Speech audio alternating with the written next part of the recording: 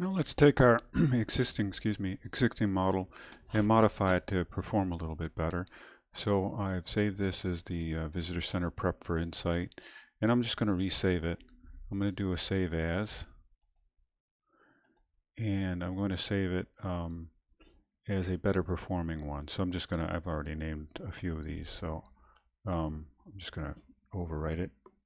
So Visitor Center Better Performance. I'm going to save that. And sorry about the loud noise. And we're going to overwrite that. And then we're going to just look at beefing it up for improvements in its performance. So I'm going to delete this 3D view of the analytical space. I'm going to delete the analytical energy model that was created. And that takes us back to the little asterisk. And I'm going to go ahead now and beef things up, so to speak, as far as energy performance. So I'm going to take the roof, and let's say we'll just duplicate it now and make a 24-inch roof.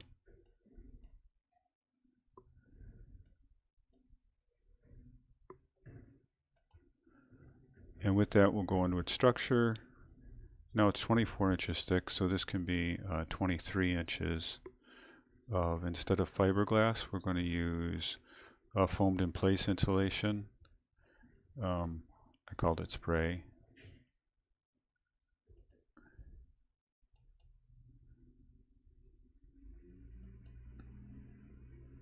And now we got a really high R value for the roof.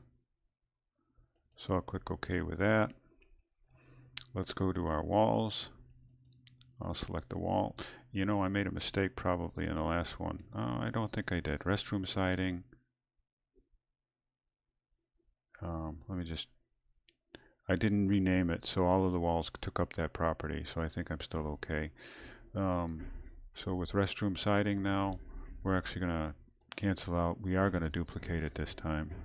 I'm going to edit the type, duplicate it, and we'll call it high performing.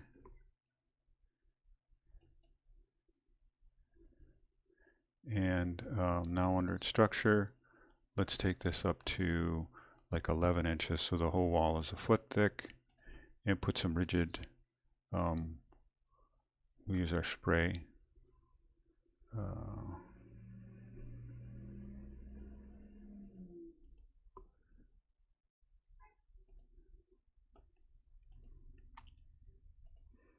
Alright, so that now, it says restroom siding R53, but I don't know quite what's going on with that. Let's actually look at that again. I'm sorry. I'm going to click on the siding, edit type. Oh, it is R53. Alright. And let me just check to make sure. Oh, I just changed this to 24. That's why I don't. Let me go to 11 here. Oh no, I know. I'm sorry. You probably already caught my error here. I made one of these. I want to select all of these walls. I made a new wall type, so I've got to grab it actually. So I want to grab high performance.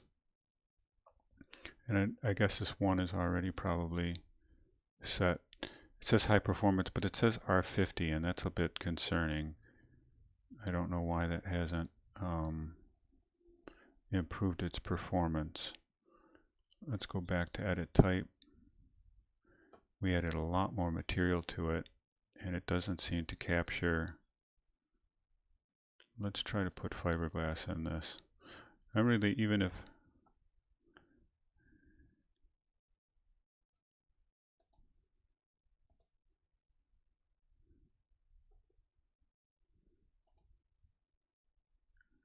fiberglass gives us higher. I think that's kind of an error. That spray foam should be really high performing. But we're going to leave that at fiberglass. And let's go up and change our windows.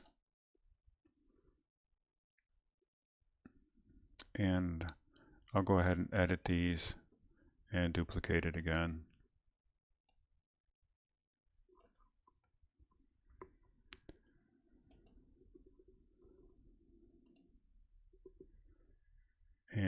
select all of them.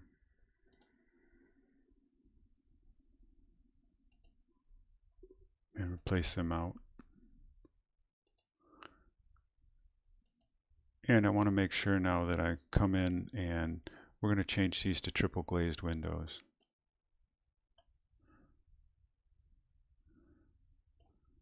I can scroll down here.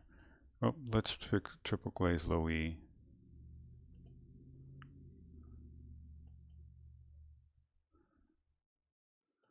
All right, so my only concern here is that we've got an R84, but I had to put fiberglass into it. This one is saying R104, so that's actually just fine. And so we now have a higher performing model. Really our whole goal here is to see if we can tweak this thing to get it to perform better in our energy cooling so we can see how that functions. So we've got our site set up for its location. Let's go ahead and create the analytical model.